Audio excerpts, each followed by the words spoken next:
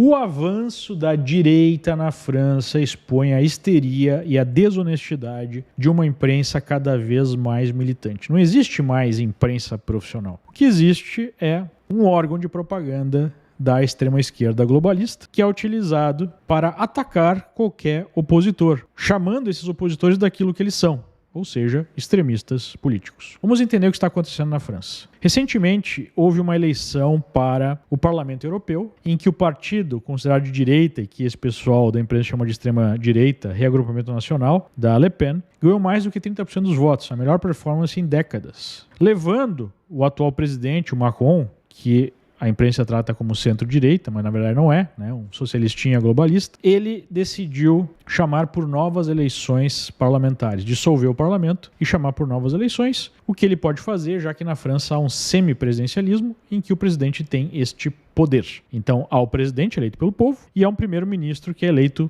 pelo Congresso. Quem tem a maioria do Congresso escolhe o primeiro-ministro. O objetivo do Macron foi causar uma espécie de comoção nacional, dizendo, olha, a direita está evoluindo, a extrema-direita, colocando em risco a própria democracia do país, o que é justamente o inverso, né? Quem coloca em risco a democracia na França é justamente a perda dos valores franceses, dos valores europeus, por conta de uma imigração em massa que traz uma cultura anti-europeia. Essa que é a verdade e é por isso que a direita está crescendo no continente, em conjunto com uma agenda radical ambientalista, que deixa o custo de vida na Europa muito mais alto e diminui sensivelmente a capacidade dos europeus concorrerem com o resto do mundo, produzindo então a diminuição da riqueza. A Europa tem um arranjo que é inviável, socialismo através de políticas de bolsas de todo tipo para todo mundo, inclusive para os imigrantes, baixas taxas de natalidade e um ambientalismo bastante radical que gera custos energéticos muito altos, sem contar as políticas trabalhistas, regulamentações excessivas e a concentração de poder em Bruxelas, no arranjo da União Europeia. Então tudo isso está produzindo uma onda de revolta entre a população europeia e na França essa onda representa o voto lá no Reagrupamento Nacional, que hoje é liderado pelo Jordan Bardella, que tem 28 anos de idade, né? O Macron conta com o apoio da esquerda radical, essa sim extrema esquerda, do Jean-Luc Mélenchon, que fez a nova Frente Popular.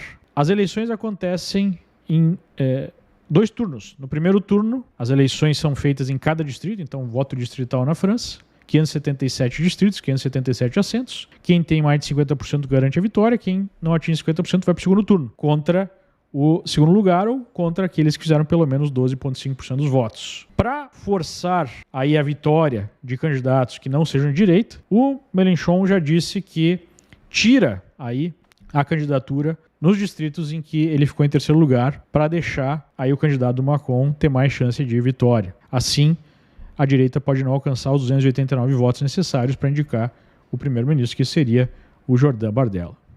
Olha só que interessante, o Reagrupamento Nacional é usualmente acusado de ser antissemita ou xenófobo ou coisa do gênero. Mas o Mélenchon, no seu discurso de domingo, defendendo, né, essa aliança com o centro para impedir a direita de governar, ou de pelo menos ter o primeiro-ministro, estava ao lado de Rima Hassan, que foi a primeira deputada francesa palestina a ser eleita pro Parlamento Europeu pelos franceses. Só que a Rima Hassan está sofrendo um processo criminal porque defendeu, vejam só, o ataque terrorista do Hamas contra Israel. Numa entrevista, quando perguntada se ela acreditava que o ataque seria legítimo, ela disse que sim. O ataque que matou 1.200 civis israelenses, que produziu um número ainda maior de feridos, que produziu um número gigantesco de estupros, mais de 200 sequestros, tudo isso a Rima Hassan, aliada então da esquerda e de maneira indireta ao Macron, disse isso. E é a direita que é acusada de ser antissemita, diga-se de passagem, a direita que está apoiando Israel nessa guerra contra a Palestina. Então, quem ameaça a democracia francesa? A direita, que busca mais soberania, e nem pode ser considerada direita assim, né? Porque tem coisas que não é muito compatível com a direita. Por exemplo, o Partido Reagrupamento Nacional defende